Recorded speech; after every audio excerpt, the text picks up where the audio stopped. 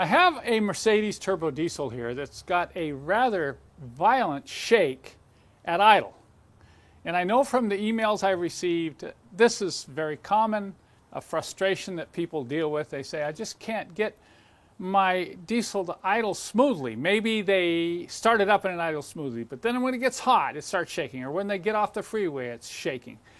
So because of this, I'm going to do a video series on trying to solve a diesel engine shaking problems. And this is primarily shaking at idle, okay, where the car just goes, nah, nah, nah, nah.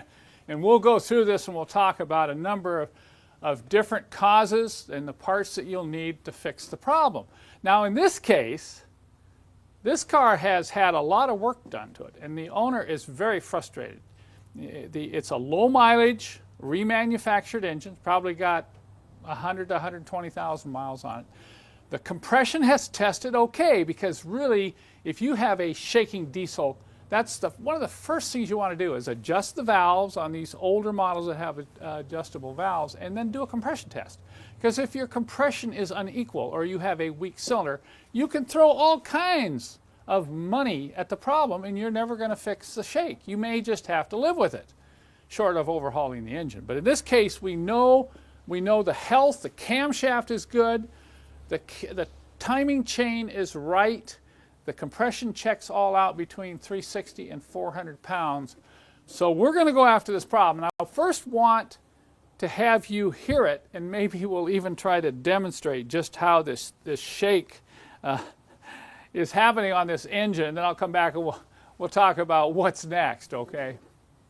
You know, I'm laughing because I hope it shakes. Sometimes when you do this, it's kind of like working on an engine. You know, we're going to start this up and it's going to run perfectly smooth, and then we're going to have to cancel this video. But I'm going to go ahead, start this engine up, and see if in this scene with the video and the sound that you can pick up what the owner is experiencing every morning when he starts this engine. Okay, see how much it's shaking? Look at it, it's pulsating like this. Once again, you know, it's got new motor mounts. The engine doesn't sound bad, but it's got that pulsation, just like that. And it's really shaking. If you put your hand here, you can kind of feel it shake like that.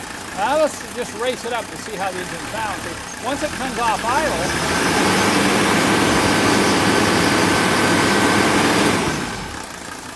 that's a healthy OM617 engine once it comes off idle. But once again, you can see it's really shaking here. So we're going to have to, you know, try to find out what this problem is. Well, I think you saw from that scene that this is a problem. It's an irritant. In fact, the owner says, oh, some mornings I get a really good massage, you know. And so what we're going to do is we're going to throw it out there and ask if any of you can kind of determine what this problem might be, all right? And number one, it's not the motor mounts. He's already changed the motor mount. So that's not the problem on this particular one. But that can be a problem. A lot of these old diesels that shake and particularly make noise.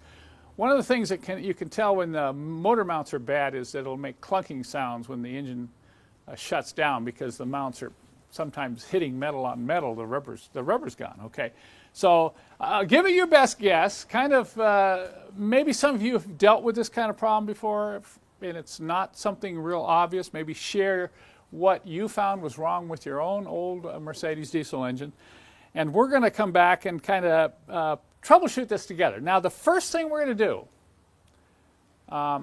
the owner thinks it's an injection pump, by the way.